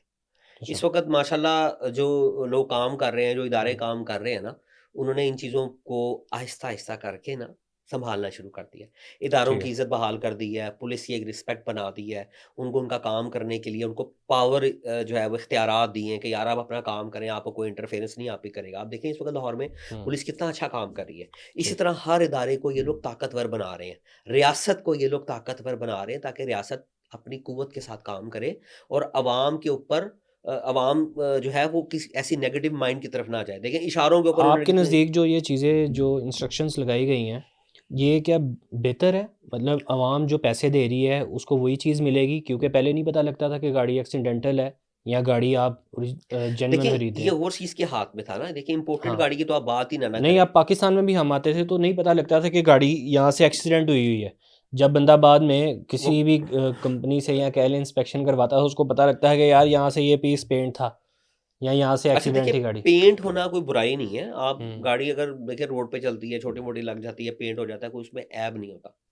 उस ठीक ऐब है। को छुपाना जुर्म है। हाँ। ऐब नहीं छुपाना चाहिए। गाड़ी हुँ, आपकी एक्सीडेंटल आई है, आप बताएँ कि मेरी गाड़ी एक्सीडेंटल आई है। भाई ये मैंने खरीदी है, एक्सीडेंटल हालत में थी, मैंने इसको तैयार की है। अभी चलने में बिल्कुल ठीक है, आप इसकी इंस्पेक्शन करा रहे हैं, रोड टेस्ट पास करती है। मैं आपसे एक सख्त सवाल पूछना चाहूँगा, शायद लोगों को भी इससे एतराज़ हो कि जो शोरूम वाले हैं, वो फ्रॉड कैसे करते हैं आम आदमी के साथ? देखिए जी, शोरूम वालों को फ्रॉड कहने से पहले जो है ना, आपके जो सोशल मीडिया के ऊपर फ्रॉड होता है, वो बहुत बड़ा फ्रॉड है। अच्छा। शोरूम के ऊपर तो फ्रॉड नामुमकिन, यानी कि एक समझ लें 1% भी नहीं ना है। हुँ। यानी कि एक बहुत लिमिटेड होता है। शोरूम वाला ज़्यादा से ज़्यादा ये होता है कि यार वो झूठ बोल देता है कि भई जी ये खलोती है, मैनू नहीं पता। या उसको अच्छा, पता भी हमने होगा ऐसी ना। चीज़ें भी देखी कि कोई मार्केट से बंदा ले गए, किसी कंपनी से नहीं लेके गए गाड़ी चेक करवाने के लिए कि ये पेंट तो नहीं है गाड़ी। शोरूम वाले ने उसके हाथ में कोई थोड़े बहुत पैसे पकड़ा दिए और वो कह देता था कि ये गाड़ी जो है यहाँ से नहीं पेंट, ये जेन्युइन गाड़ी है। जब बाद में उसको 4-5 साल बाद जब वो बंदा अपनी गाड़ी चेंज करने जाता था, उसको पता लगता है यार ये तो पूरी गाड़ी पेंट है मेरी। तो वहाँ पे गलती ना, आप करप्ट बंदा लेके जा रहे हैं साथ। हाँ, अब वो करप्ट वाला बंदा करप्ट लेके जाएंगे बंदा, तो वही करप्शन कर रहा है ना जो बंदा आपके साथ जा रहा है। उसमें शोरूम वाले का क्या कमाल है, आपका बंदा जाके सही इंस्पेक्शन नहीं करके दे। शोरूम वाले की भी तो है ना, वो शोरूम वाले अगर ने तो आपको देखिए कह के अपनी दे रहा है। चीज खड़ी बेचनी उसको तो किराया पड़ रहा है, हम्म, उसके पास सोना मिट्टी जो आए उसने बेच देना है, उस बेचारे ने तो अपना किराया भरना ही भरना है। शोरूम वालों का जो है ना वो फ्रॉड इतना ज्यादा मायने नहीं रखता, आपको इतना नजर नहीं आएगा कि शोरूम हम्म, वाला कोई बंदा फ्रॉड कर रहा है। शोरूम वाला कहेगा यार है बस जेनवन है जी, ले जाओ जी ले जाओ। या किसी के साथ उसका बहुत ज़्यादा इत्तेमाद होगा तो वो उसको गाड़ी पेंटेड भी दे देगा कि नहीं नहीं गाड़ी जेन्युइन है, आप ले जाएं, कुछ नहीं होता। बाद में कहेगा जी मुझे नहीं पता लगा क्या हुआ। लेकिन बहुत हाँ, रेयर होता है, क्योंकि जो बंदा शोरूम वाला होता है ना वो अड्डे हम्म, वाला बंदा होता है। वो सही। कभी आपके साथ फ्रॉड मतलब करने ये के कह हक सकते में हैं नहीं होता। कि 80% लेकिन ठीक काम करते हैं तो लेकिन मैं 20% हो बता सकते हैं इसमें। लेकिन मैं आपको बताता हूँ फ्रॉड होता कैसे। हम्म, अब उसमें भी कंट्रोल होना शुरू हो चुका है, लेकिन मैं आपको बताता हूँ हाँ, होता कैसे है। उनके पास अगर गाड़ी हल्की आ जाती है ना तो वो घर पे खड़ी करके ऐड लगा देते हैं। अब वो अच्छा। सोशल मीडिया के ऊपर गाड़ी का ऐड लग जाता है, और कोई बंदा आता है फ़ोन करता है तो वो आगे से वो कहते हैं, पंजाबी में कहते हैं यवला बन जाता है कि मुझे पता ही कुछ नहीं तारिक साहब मैं आपको बताना चाहूँगा एक फ्रॉड तो मेरे साथ खुद हो गया ऐसे ही है। अब आप कि अपना गुस्सा मैं, निकालने लगे। हाँ मैं गया एक गाड़ी ख़रीदने के लिए। मैंने भी किसी ऑनलाइन ही गाड़ी देखी थी ऐप के ज़रिए, और वो गाड़ी मैंने ख़रीद ली। तो मुझे बाद में पता लगा कि वो गाड़ी उसने मुझे जेन्युइन करके सेल की थी, वो पेंट थी, और वही बंदा मुझे शोरूम में अगली कुछ साल 2 साल बाद नज़र आ गया और उसका शोरूम था। मैं आपको यही बता रहा था कि ये लोग जो इनकी ये गाड़ियाँ जो हल्की आपने होती मुझे है ना, बात जो बताई है गाड़ियाँ अगर। शोरूम पे नहीं बिकने वाली होती ना या शोरूम पे देने वाली नहीं होती, उनके हम्म, घरों पे खड़े करके ऐड लगा दिए जाते। वो सही। सोशल मीडिया के ज़रिए गाड़ी मार्केट में जब वो फ्लोट करती है, अब कोई सादा बंदा जाता है, वो जाके गाड़ी देखता है आपकी तरह का कि यार ये गाड़ी बड़ी अच्छी है, बंदा बड़ा अच्छा लग रहा है मुझे, हम्म, जेंटलमैन है, बड़ी साफ-साफ बातें कर रहा है। वो जी। जो जितनी साफ बात कर रहा होता है, वो उतना ही आपको पता है झूठ बोल रहा होता है। हम्म, तो वो फिर आप आप कहते हैं कि यार ये ठीक है, घर की गाड़ी है, घर की चली हुई है तो ले लो इससे गाड़ी, और ठीक उसके है। बाद जो है ना मैं इसको चलाता रहूँगा। तो वहीं पर सही। आपके साथ फ्रॉड हो जाता है। उसके लिए इंस्पेक्शन कंपनियाँ बनाई जाती हैं। इस फ्रॉड से कैसे पाकिस्तान में बचा जाए ये बताएं। देखिए मैं आपको बताता हूँ, पाकिस्तान में इंस्पेक्शन कंपनियाँ अब आ चुकी हुई हैं। हम्म, अभी तो फिलहाल 2-3 कंपनियाँ हैं जो काम कर रही हैं, ठीक है। लेकिन आने वाले वक़्त वो में जो है कंपनियां काम ठीक कर रही हैं आपको लगता बिल्कुल है? अच्छा काम कर रही हैं जी। मैं उनके ठीक है। काम के बारे में कुछ नहीं कहूँगा, उनके ऊपर हम्म, इल्ज़ाम लगाया जाता है। मुख्तलिफ़ जगहों पे जो है ना वो कहा जाता है उनके लड़के बिक गए, ये हो गए, वो हो गए। वो उनके हायर मैनेजमेंट के ऊपर अगर वो खुद कुछ करना चाहें तो करें। ठीक है। लेकिन हम्म, मैं इसको ये नहीं कहता कि इंस्पेक्शन कंपनी नहीं होनी चाहिए। मैं कहता हूँ ये इंस्पेक्शन कंपनियाँ होनी चाहिए, और ज़्यादा से ज़्यादा होनी चाहिए, हम्म, ताकि लोग गाड़ी लेने से पहले उसकी इंस्पेक्शन करवाएँ। और ठीक मैं है। ये चाहता हूँ, यानी कि मेरी ख्वाहिश का क्या है, लेकिन हमारा दिल ये करता है कि ये जो इंस्पेक्शन कंपनियाँ हैं ये गवर्नमेंट के जो है वो अंडर होनी चाहिए। ये बहुत गवर्नमेंट अच्छी जो बात है की ना है वो आपने। इसको जो है जिस तरह जापान में है, अब हमने जी। गाड़ी इंपोर्ट करनी है जापान से, या हमने गाड़ी किसी से खरीदनी है। अब चूँकि कमर्शियल इंपोर्ट खुल चुकी हुई है, हम्म, तो हम कमर्शियल भी इंपोर्ट कर सकते हैं गाड़ी। तो अगर हम ठीक है। इंपोर्ट करना चाहते हैं तो वहाँ जापान की गवर्नमेंट के सुपरविजन में जो कंपनियाँ चल रही हैं वही इंस्पेक्शन करके देंगी, तो पाकिस्तान में वो गाड़ी क्लियर होगी। अच्छा। ये नहीं है कि आप हम्म, बाज़ार से जाएँ और किसी से जाके इंस्पेक्शन करा के उसकी रिपोर्ट लगा देंगे, ऐसा नहीं होगा। जो गवर्नमेंट के ठीक अंडर है। चल रही होगी वो चलेगा काम। तो हम्म, इसलिए आने वाला वक़्त जो है वो बड़ा अच्छा है, क्योंकि जितनी जो है वो तरक्की होती जा रही है, जितना लोग जो है वो हाँ जी। इन्वॉल्व होते जा रहे हैं दुनिया के साथ, उस रफ्तार से चलना शुरू हो चुका है पाकिस्तान। तो हम लोग भी इंशाल्लाह ताला उस जो है वो उस पे इख्तियार करेंगे, उस तरीक़ेकार को जो कि पूरी दुनिया में अडॉप्ट किया जाता है, इंस्पेक्शन वाला भी। देखिए फ्रॉड दुनिया में हम्म, हर जगह होता है। जी। अगर आप कहें कि खाली पाकिस्तान में होता है, खाली पाकिस्तान में नहीं होता, पाकिस्तान में कोई फ्रॉड नहीं होता। मेरी नज़र में बहुत छोटे फ्रॉड होते हैं। अगर सही। आप पूरी दुनिया के साथ कंपेयर करें तो पाकिस्तान कुछ भी नहीं है, मेरी नज़र में। अच्छा मैं आपसे जानना चाहूँगा, कहा जा रहा था, सुनने में आ रहा था कि इंपोर्ट बंद कर दी गई है, जापानीज़ गाड़ियों की इंपोर्ट बंद हो गई है, बाहर से आप गाड़ी नहीं मंगवा सकते। इसमें कितनी सच्चाई है, हमारे नाज़रीन को क्लियर कर दें। मैं आपको बताता हूँ कि ये खबरें ना हम्म, चलवाई जाती हैं। ठीक है। अंदर के जो बंदे होते हैं ना, लोकल इंडस्ट्री वाले जो माफिया बैठा हुआ है, हम्म, वो अवाम में पैनिक क्रिएट करने के लिए ना खबरें चलवाते हैं, ज़बरदस्ती। इसकी किसी ना रीज़न क्या किसी है? को हाँ, लोग ताकि अवाम जो है ना उनका दिल उठ जाए ठीक है। इम्पोर्टेड से, और हम्म, वो मजबूर हो जाएँ कि अच्छा यार ये पता नहीं कब बंद होगी। कोई बंदा लेने का सोच रहा होता है गाड़ी, वो किसी अपने अज़ीज़ को कहता है कि यार ये गाड़ी गिफ्ट स्कीम के ज़रिए मुझे भिजवा दो। अब ज़ाहिर-सी अच्छा। बात है कि एक बंदे ने गाड़ी भेजनी है तो उसने बाहर से डॉलर भी भिजवाना है। हम्म, पाकिस्तान में डॉलर भी साथ आना है। एक गाड़ी के ऊपर आप 400% ड्यूटी पे कर रहे हैं, तो एक अगर ₹100 की गाड़ी है तो ₹400 डॉलर, ₹400 का डॉलर बाहर से आएगा आपको। तो एक बंदा सोच रहा होता है कि यार मैं अपने किसी अज़ीज़ से कहता हूँ मुझे गाड़ी भिजवा दो, और यहाँ से ये खबरें चलवा देते हैं हर 2-3 महीने बाद कि लो जी आज मर गए, इंपोर्टेड गाड़ी बंद होने लगी है, ओवरसीज़ की तबाही फिरने लगी है। तो फिर लोग पीछे हट जाते कि यार लोग डर के बैठ जाते, गाड़ी नहीं लेते। सही। तारिक भाई एक और हालांकि चीज। माता चाहता हूँ जी बात जी काट जी रहा हूँ, जी हालांकि जी। मैं अपने दोस्तों को बार बार ये बात बताता हूँ कि पाकिस्तान में इंपोर्टेड गाड़ी कभी बंद नहीं होगी। अच्छा। पाकिस्तान की मजबूरी है, हमारी मजबूरी है, हमें ये गाड़ियाँ चाहिए। अगर ये गाड़ियाँ आती हैं तो हमें ज़र मुबादला आता है, हमें सही। डॉलर आता है बाहर से, हमारे पास और कोई ज़रिया नहीं है इनकम का। जब तक कि हम गाड़ियाँ एक्सपोर्ट नहीं करते, हाँ हमें इजाज़त दी जाए कि हम इन गाड़ियों को री एक्सपोर्ट करें। एक ऐसी ऑटो पॉलिसी बनाई जाए कि हर बंदा यहाँ पे एक्सपोर्टर बने। एक गवर्नमेंट एक 10 साल के लिए एक पॉलिसी बनाकर दे दे कि चाहे ये गवर्नमेंट रहे या ना रहे, कोई भी गवर्नमेंट आएगी वो इस पॉलिसी को चेंज नहीं करेगी। इसके लिए चाहिए आपको, आपकी अदलिया का किरदार चाहिए, आपको इसमें रियासत का किरदार बड़ा अहम अच्छा, है। हमने हर बार ये भी देखा कि रेगुलेटरी ड्यूटी भी हर बार परसेंटेज उसकी बदली गई। देखिए वो पहले तो बढ़ाते गए हैं ना, हाँ। अब जाके उसको उन्होंने कम क्यों किया? अब आपको पता है ये आरडी क्यों कम की है? ये रेगुलेटरी ड्यूटी बेसिकली क्या है? ये लेवी है जो ठीक कि है। सिर्फ इंपोर्टेड आइटम पे लगाई जाती है। अच्छा। आईएमएफ ने कहा कि यार ये गाड़ी तो इंपोर्टेड है ही नहीं, ये तो ओवरसीज भिजवा रहा है पर्सनल बैगेज के तौर पे, इस पे ठीक है। आपने क्यों रेगुलेटरी ड्यूटी लगाई है? अच्छा। उन्होंने कहा अच्छा ये लेवी है ना, बेसिकली जो पेट्रोल पे लेवी टैक्स लगता है वो क्या होता है कि कोई भी चीज़ आपने इंपोर्ट करनी है तो उसको डेप्रिशिएट करने के लिए लेवी लगाई जाती है। ठीक है। आईएमएफ ने कहा कि जब ये इंपोर्टेड है ही नहीं, ये तो आपको ज़र मुबादला कमा के दे रही है, तो आप ये इस पे लेवी क्यों, इस पे क्यों रेगुलेटरी ड्यूटी ले रहे हो? उन्होंने कहा अच्छा हम कम करते हैं, आहिस्ता आहिस्ता करेंगे, एकदम करेंगे तो लोकल इंडस्ट्री तो मर जाएगी। तो उन्होंने फिर पहले हाथ 40% कम कर दी। उसके बाद उन्होंने कहा कि हर साल 10-10% करके काम करेंगे। अब जो लोकल माफिया है, जिनके घर के चूल्हे जो है वो, जिनको खतरा पड़ चुका है कि हम गाड़ियों में 3-3 गुना प्रॉफिट कमा रहे थे और गवर्नमेंट का नाम लगाते थे कि हमें ड्यूटी इतनी पड़ती है, ये पड़ती है, वो पड़ती है, अब उनको खतरा पड़ गया। अब वो किसी तरह से कोशिश कर रहे हैं कि पाकिस्तान में इंपोर्टेड गाड़ी पे पाबंदी लगा दी जाए, किसी तरह से उसको बंद कर दिया जाए कि यार ये गाड़ी ना यहाँ पर आ जाए कहीं, क्योंकि अवाम अपने लिए सहूलत और कंफर्ट चाहती है। लोग जिस तरह से एडवांस हो चुके हैं, दूसरे ममालिक में जाके लोग देख चुके हैं कि यार लोग अपने पे खर्च करते हैं पैसे, अपनी ज़ात पे आपको पैसे लगाने चाहिए। आप देखिए आपकी सहूलत किस में, आपकी सेफ्टी किस में। आपके बच्चों ने स्कूल जाना है, अगर आप अच्छी गाड़ी में भेजेंगे, अच्छी सेफ्टी एसी के साथ भेजेंगे, तो आपको भी फ़ख्र फील होगा कि यार मेरे बच्चे सेफ़ एंड साउंड गए हैं, मेरी गाड़ी महफूज सवारी है, ख़राब नहीं होगी रास्ते में। खुदा न खास्ता ड्राइवर से कोई हादसा हो जाता है तो मेरे बच्चे अंदर महफूज रहेंगे, एयर बैग खुल जाएंगे। आप सेफ्टी फील करना चाहते हैं ना, आप दफ्तर में बैठे हुए काम करें, आपका दिल नहीं करता, आप परेशान हो जी। तो ये लोकल माफिया जो है ना, ये इसके ऊपर बुरा टाइम आने वाला है। और मैं इस चीज़ से बड़ा खुश हूँ कि पाकिस्तान में चूंकि दूसरे ब्रांड जो है वो आना शुरू हो गए हैं, उन्होंने इनको बड़ा टफ टाइम दे दिया हुआ है। लेकिन अभी भी मैं अगर आपको बताऊं कि इंपोर्टेड गाड़ी की रेशो बहुत कम है। पहले ये इंपोर्टेड गाड़ी 2017 में 63,000 गाड़ी आती थी। इससे पहले एक वक्त था कि 1 लाख गाड़ी चली गई थी एक साल की, एक साल में 1 लाख गाड़ी इंपोर्ट होती थी, बाहर से ओवरसीज भिजवाता था। लेकिन उस वक्त इसकी ड्यूटी बाहर से नहीं आती थी।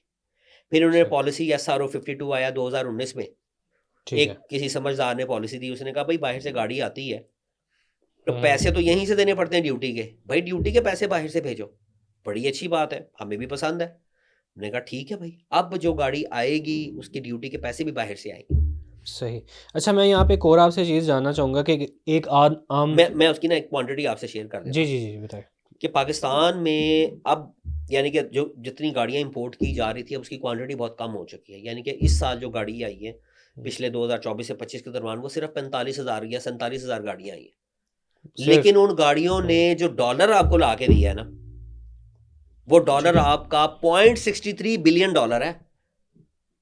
यानी कि तकरीबन $1 अरब के लिए जो आप मिन्नतें तरले कर रहे होते हैं ना, उसमें से तकरीबन $500 बिलियन से ज़्यादा आपको गाड़ियां ला के दे देती है।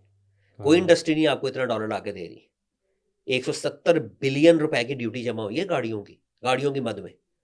इतना जो है ना वो पाकिस्तान में डॉलर आता है गाड़ियों के साथ, इंपोर्टेड गाड़ी के साथ। और लोकल की आप जरा उठा के चेक कर लें कि इन्होंने कितना टैक्स दिया, और फिर इनसे पूछेगा कितना डॉलर बाहर भेजा पार्ट्स इंपोर्ट करने के लिए। जरा इनकी स्क्रूटनी तो करें ना, इनसे पूछे तो सही कि भाई ये कौन कौन सा पार्ट आपका लग रहा है, ये इसमें से क्या क्या चीज़ आपको बाहर से मंगवानी पड़ रही है, और इसके ऊपर आप कितने कितने ड्यूटी टैक्स पे कर रहे हैं, और कितना डॉलर आपका बाहर जा रहा है जो लीगली आप बाहर भिजवा रहे हैं। तो फिर आपको पता चलेगा कि पाकिस्तान को फ़ायदा किस में है। क्वालिटी भी है। ये लोग या तो मैन्युफैक्चरिंग यूनिट लगा दें कि भाई पाकिस्तान में गाड़ियों की लाइटें भी बनाए, बम्पर भी बनाए, उनको पाकिस्तान से बाहर एक्सपोर्ट करें। देखिए आपके कितने ऐसे हमसाये ममालिक हैं, आप ये देख लें, आप वियतनाम की बात करें, छोटा सा मुल्क है, कुछ भी नहीं है वहां पे। अगर एक मिसाल लेते हैं, अगर वो साल की 33 बिलियन की कॉटन इंपोर्ट करता है ना, तो 55 बिलियन का ब्रांड एक्सपोर्ट करता है। ज़ारा बन रहा है वहां पे, मुख्तलिफ ब्रांड की आइटम्स बन रही हैं। तो वो उसको 33 बिलियन की अगर इंपोर्ट करता है तो 55 बिलियन की एक्सपोर्ट भी तो कर रहा है। तो मुल्क को तो डॉलर ही आ रहा है ना, आपका तो डॉलर अंदर आ रहा है। हमारे पास यहाँ से कौन सा डॉलर आ रहा है? अभी ये लोकल को थोड़ा सा लेना छेड़ना शुरू करें आप, कि भाई आप हमें बाहर गाड़ियां एक्सपोर्ट करो, इतनी आपकी अच्छी गाड़ियां तो एक्सपोर्ट करके दिखाओ। आप यहाँ मैन्युफैक्चर करें, उसको दुनिया में बेचें। भाई पूरी दुनिया में माल जाता है। आपका हमसाया मुल्क जो है उसकी बसें देख लें, उसकी बाहर के मुल्कों में जो तालाबाद में मोटरसाइकिलें चल रही हैं वो आपके हमसाए आपके दुश्मन बना के बेच रहे हैं। यार आप कौन सी मोटरसाइकिल है, आपने कौन सी चीज बना के बाहर भेजी है जो इस्तेमाल हो रही है? उनकी जो लेबर को लाने ले जाने वाली बसें हैं, आपको लगता है कि इस चीज की तरफ ध्यान देना वो चाहिए? भी बना के तो बिल्कुल। साथ वाला आपका हमसाया भिजवा रहा है। बड़े बड़े ब्रांड उसने बनाना शुरू कर दिए अपने मुल्क के अंदर। तो यार आप भी तो, ये हमारी भी तो कोई गवर्नमेंट थोड़ा सा इनको एहसास दिलाए कि यार थोड़ी शर्म खाओ। चलो इस पाकिस्तानी अवाम को ना लूटो, बाहर तो माल भेजो ना अपना। लेकिन ये बाहर कभी नहीं भेजेंगे क्योंकि इनका लूट मार का ध्यान इधर है। और गवर्नमेंट क्यों नहीं पॉलिसी बनाती 10 साल की? 10 साल की ना बनाए, चलो 5 साल की तो पॉलिसी बना देना यार। आपको ये पता है आज आपने इंडस्ट्री लगा लिया, 5 साल तो आप इंडस्ट्री चलाएंगे ना यार, 5 साल बाद चेंज हो जाएगी। क्योंकि गवर्नमेंट को अपनी बचाने की पड़ी है कि यार हमें बचा लो, पता नहीं हम बचे हुए कि नहीं बचे हुए, पता नहीं वो हमारे आका है वो हमसे खुश हैं कि नहीं है। आपको पता है इनके आकाए और होते हैं, तो वो हमसे खुश हैं या नहीं है, हमें कम से कम नाराज हो जाएंगे। तो इनकी वो पॉलिसी होती है कि अच्छा यार थोड़ी देर ऐसे आए यार, इन्हें भी राजी कर दिए, उन्हें भी राजी कर दिए, उन्हें भी राजी कर दिए। इनका मकसद मुल्क को फायदा पहुंचाना नहीं है। जिस दिन हमारे लोग, हमारे हुक्मरान अवाम को फायदा पहुंचाने के लिए काम करना शुरू करेंगे ना, उस दिन आपकी पॉलिसियां जो हैं वो स्टेबल हो जाएंगी और उस दिन आपके मुल्क में तरक्की शुरू होगी। और फिर अवाम को भी हौसला आएगा कि यार हम यहाँ पे इंडस्ट्री लगाएं। देखिए अब इस वक्त सबसे ज़्यादा लोगों का क्या दिमाग में आ रहा है कि यार मुल्क के हालात ख़राब है। क्यों ख़राब है जी? प्रॉपर्टी का पट्ठा बिठाता है। यार ये प्रॉपर्टी को बिजनेस तो नहीं है कि ये आप प्लॉट लें, उसके बाद सोसाइटी बनाए और उसको लोगों को बेचे। मैं तो खुश हूं इस बात से कि यार ये प्रॉपर्टी का बिजनेस नहीं है। आपके मुल्क में इंडस्ट्री लगनी चाहिए। लोगों को इस तरफ रागिब करें ना कि आप इंडस्ट्री लगाएं, रागिब भी करें और साथ एक स्टेबल पॉलिसी दें कि भाईजान ये 10 साल तक ये पॉलिसी नहीं चेंज होगी, चाहे आपका आर्मी चीफ चेंज हो जाए, चाहे आपका चीफ जस्टिस चेंज हो जाए, चाहे आपका वजीर आजम चेंज हो जाए। तो यार लोग क्यों ना इंडस्ट्री लगाएंगे? लोग पैसे लगाएंगे कि यार ठीक है आज हमें पता है ये रेट, समझते हैं आप गाड़ियों के रेट भी कम होंगे आम आदमी की रेंज में आप भी। गाड़ियों से नहीं हटना चाह रहे, आपका दिल, आपने को गाड़ी लेनी है लगता है। अच्छा मैं आपसे यहाँ पे एक और चीज़ जानना चाहूँगा कि हमने ये भी सुना जो बड़ी गाड़ी है वो जो 6 करोड़ की गाड़ी है वो डबल रेट हो जाएगा उसका, भाई ये कुछ ड्यूटीज भी नहीं होगा, कोई फर्क नहीं पड़ेगा। इंपोर्ट ये सारी बातें जो हैं ये जैसे ओवरसीज गाड़ी भिजवा रहा था उसी तरह गाड़ी आती रहेगी। ठीक है, आप पॉलिसी में चेंज आया, सिर्फ पर्सनल बैगेज बंद हो गया, गिफ्ट के थ्रू आती रहेगी गाड़ी। सही। हाँ, जो रवाया उन्होंने चेंज किया है कि जिस मुल्क का रेजिडेंट है उसी मुल्क से गाड़ी भेजे, वो ट्रांसफर ऑफ रेजिडेंसी में है कि जो मुल्क का रहने वाला है, अगर वो स्पेन का रहने वाला है तो स्पेन से गाड़ी भेजेगा, जो दुबई का रहने वाला है वो दुबई से गाड़ी भेजेगा। ठीक है, इससे थोड़ा सा फर्क पड़ेगा, लेकिन गिफ्ट स्कीम जिंदाबाद, उसके थ्रू गाड़ियां आती रहेंगी। और जो रह गई पॉलिसी कि 1 साल तक गाड़ी उसी बंदे के नाम पर रहेगी जिसके नाम पे इंपोर्ट हो रही है, तो ये नामुमकिन है। ये आपकी जो है ना ये समझ लें कि एक शख्स जो है वो एक गाड़ी लेता है, ओवरसीज गाड़ी लेता है, ओवरसीज गाड़ी भिजवाता है पाकिस्तान में। अब उसको 2 महीने या 4 महीने बाद पैसों की ज़रूरत पड़ गई है, उसने बेटी की शादी करनी है, उसने घर ख़रीदना है, तो आप उसके राइट्स नहीं उससे छीन सकते। ऐसा पॉसिबल ही नहीं है कि आप कोई बंदा जो है वो 2, 4, 5 करोड़ रुपए की गाड़ी बाहर से मंगवा ले और आप उसको पाबंद करेंगे नहीं भाई तुम 1 साल नहीं गाड़ी बेच सकते। ऐसा कभी भी नहीं होगा। ये क्या करेंगे, ये उसके ऊपर कोई ना कोई टैक्स का इम्प्लीमेंट कर देंगे कि अच्छा जी साल से पहले बेचनी तो इतने पैसे ऊपर टैक्स दे दो, गवर्नमेंट उस पर डाका मार लेगी। सही है। गवर्नमेंट कहेगी अच्छा मैं टैक्स, क्योंकि गवर्नमेंट जो है वो अच्छे तरीके से टैक्स नहीं लेना चाहती, वो छीन के लेना चाहती। सही। अच्छा तारिक भाई मैं आपसे एक और चीज़ जानना चाहूँगा आखिर में कि जो एक आम आदमी है क्या वो भी गाड़ी इंपोर्ट कर सकता है? देखें अब ये नई जो पॉलिसी कमर्शियल की जो इन्होंने पॉलिसी नई दी है ना, उसमें इन्होंने ये किया है कि आपके कुछ क्राइटेरियाज उन्होंने दिए हैं। अगर आप उसके ऊपर पूरा उतरते हैं, आपकी यहाँ पर कंपनी रजिस्टर्ड है, आप वीबॉक में रजिस्टर्ड है, PSW में, और आपकी अगर किसी वर्कशॉप के साथ एफिलिएशन है और आप इन जो स्टैंडर्ड्स हैं पाकिस्तान के लिए, जो उन्होंने स्टैंडर्ड्स दिए हैं जो मैंने आपको बताए हैं, UNEC, अगर आप इसके ऊपर पूरा उतरते हैं, गाड़ी वहाँ से इंपोर्ट कर सकते हैं, बिल्कुल मंगवा सकते हैं आप गाड़ी। लेकिन आपको पता है कि पाकिस्तान में इंपोर्ट बहुत मुश्किल है। जो लोग यहाँ पे बाकी चीज़ें इंपोर्ट कर रहे हैं, चाइना से माल मंगवा रहे हैं, उनको भी काफ़ी मुश्किलात का सामना करना पड़ता है। कभी वो एलसी नहीं खुल रही है, कभी ठीक है। आपका डीए नहीं बन रहा, बड़े मसाइल आते हैं उसके अंदर। लेकिन ये कि आप अगर मंगवाना चाहें, एक आधी गाड़ी बंदा अपने इस्तेमाल के लिए मंगवाना चाहे, तो उसके लिए जो क्राइटेरिया वो पूरा करें, तो आप बिल्कुल इंपोर्ट कर सकते हैं। अब इन्होंने कमर्शियल इंपोर्ट की इजाज़त दे दी है, लेकिन सही। उसके अंदर यही है कि आपको ड्यूटी भी यहाँ से लोकल लगानी पड़ेगी, अच्छा। तो उसका आपको नुकसान होगा। आपके हाँ। मुल्क से ही जो आपका जो रुपया है वो इस्तेमाल हो रहा है। बेसिकली जो ठीक है। इम्पोर्टेड जो गाड़ी ओवरसीज़ भिजवाता था, उसमें वो ड्यूटी के पैसे भी बाहर से भिजवा रहा था। मैंने आपको बताया 660 सीसी गाड़ी के ऊपर 100% से ज़्यादा ड्यूटी थी। यानी कि जितनी गाड़ी थी उससे ऊपर वो ड्यूटी पे करते थे, और वो ड्यूटी बाहर से आती थी।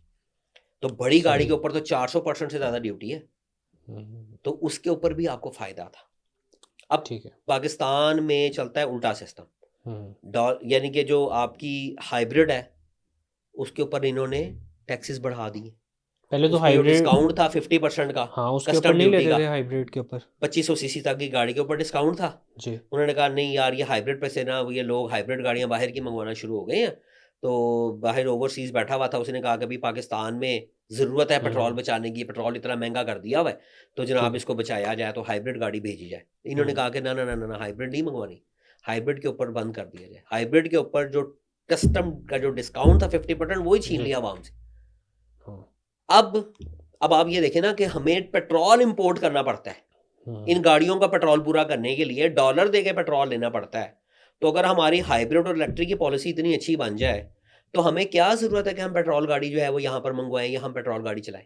पूरी दुनिया इलेक्ट्रिक पे शिफ्ट हो चुकी है। पेट्रोल पे से इन्हिसार सऊदी अरब ने ख़त्म कर दिया है। सऊदी अरब ने अपने अल्टरनेटिव वे निकालना शुरू कर लेकिन दिया आप एक ये भी चीज़ आप ये देखें ना देखें कि ना कि पाकिस्तान में कोई है ही नहीं जहाँ पे आप खड़ी करके अपनी गाड़ी चार्ज कर सके। सर जी, 4 ये से इनके 5 लाहौर मसाइल है में ना। कितने ये होंगे मैं अब आपको अंदाज़ा? एक बात बताता हूँ। देखिए, हुँ, सऊदी अरब ने अपने अल्टरनेट वेज निकालना शुरू कर दिया आमदनी के। उनको लगा पता दिया। चल गया कि पेट्रोल का वक़्त अब ख़त्म होने वाला है। अनकरीब पेट्रोल पे से उनका इन्हिसार ख़त्म होने वाला है इकोनॉमी का ना। जी। सऊदी अरब भी और तरीक़ाकार निकाल रहा है। ठीक है। सऊदी अरब में भी इलेक्ट्रिक गाड़ियाँ आ गई। जगह-जगह चार्जर लगा दिए गए। कनाडा, अमेरिका में जाएँ, वीराने में चार्जर लगे हुए हैं। आपने वहाँ पर पे करना है। आपकी बल्कि गाड़ी के अंदर प्रीपेड सिस्टम है। आपने कार्ड से पैसे पहले ही पे कर दिए हैं कि जी ये 10,000 पे कर दिया हुआ है। आपने चार्जर के पास जाना है, आपकी गाड़ी ऑटोमेटिकली चार्जर के साथ कनेक्ट होगी और आपको चार्जिंग शुरू कर देगी। हमारे यहाँ ठीक है। बिजली चोरी इतने बैठे हुए के रास्ते में बैठे हुए तारे लगा के, तो वो पेंशन की दुकान बना के बैठ जाएंगे उसी चार्जर के साथ।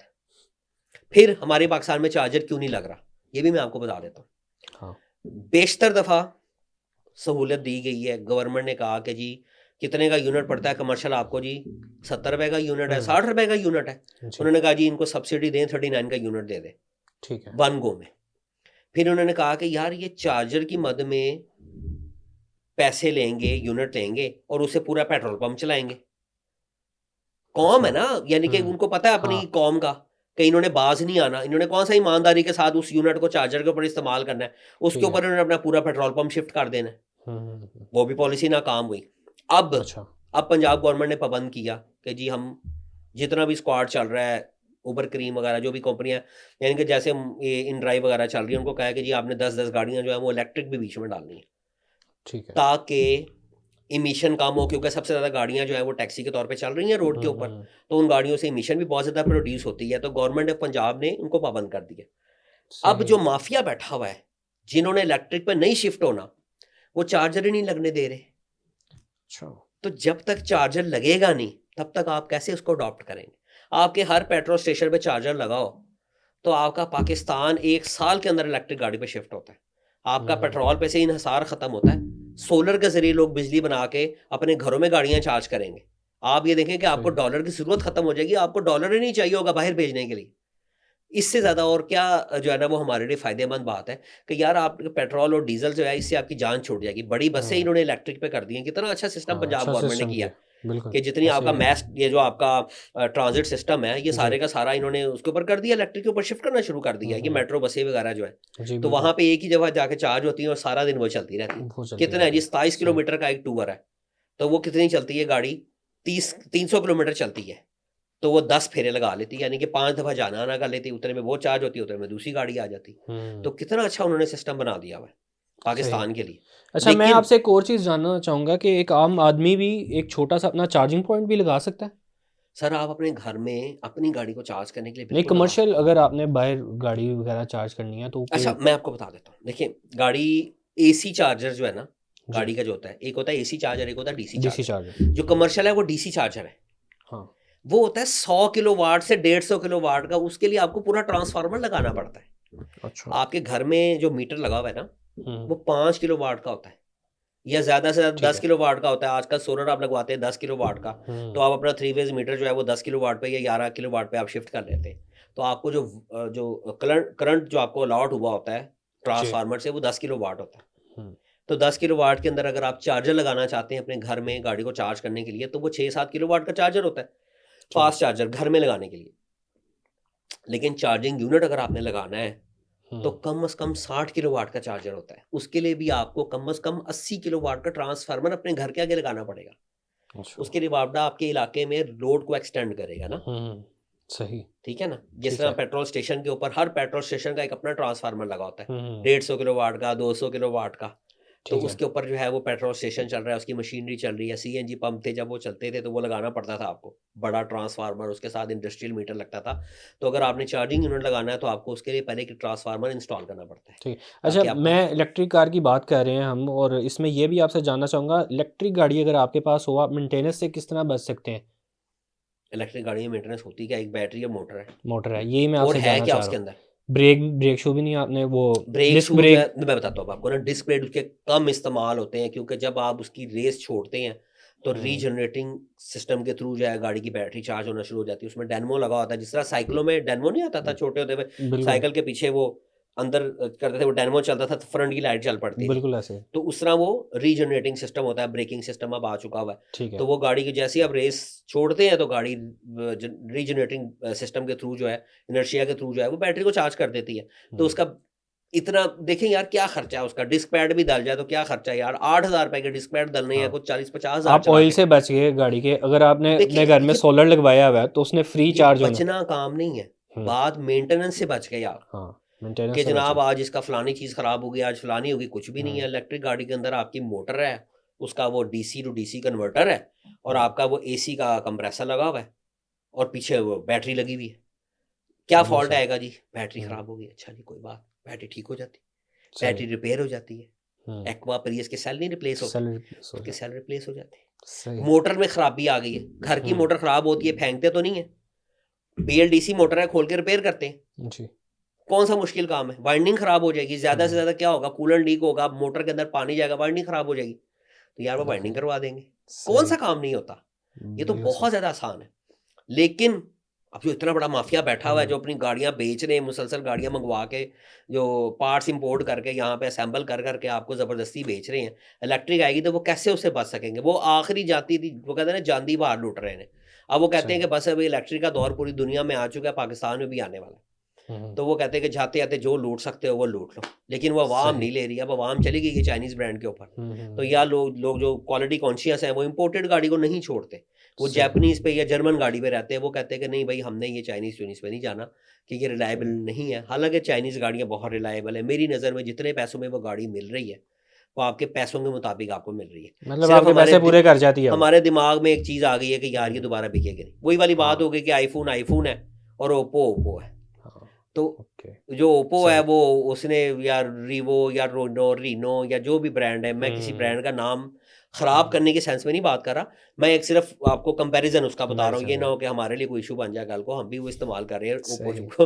लेकिन बढ़िया ये है कि अब क्वालिटी ब्रांड को अगर आप करते हैं ना, ब्रांड कॉन्शियस जो है, तो ब्रांड एप्पल की तरफ जाएंगे, इंपोर्टेड की तरफ जाएंगे। जी वो बाहर से जो है वो गाड़ी ओवरसीज से मंगवाएंगे कि भाई मुझे गाड़ी भेज दो, किसी रिश्तेदार को कह के कि यार मुझे गाड़ी भिजवाओ बाहर से, तो मैंने ये गाड़ी यहाँ वाली नहीं इस्तेमाल करनी। और जो दूसरा यहाँ पे पाकिस्तानी एक आम आदमी होगा, अगर अगर पाकिस्तान में चाइनीज़ ब्रांड में कोई अच्छी गाड़ी हम्म 30 लाख के बजट में या 35 लाख के बजट में किसी अच्छे ब्रांड ने लॉन्च कर दी, तो मैं आपको दावे के साथ कहता हूँ कि यहाँ पे ये जो हमारी सेकंड बॉस गाड़ी है ना, इसका भी सही फ्यूचर कोई नहीं है। बहुत शुक्रिया तारिक साहब आपके वक्त का। नाज़रीन उम्मीद है आज का पॉडकास्ट आपको पसंद आया होगा। इसके साथ ही अपने मेज़बान को दीजिए इजाज़त। अल्लाह हाफिज़।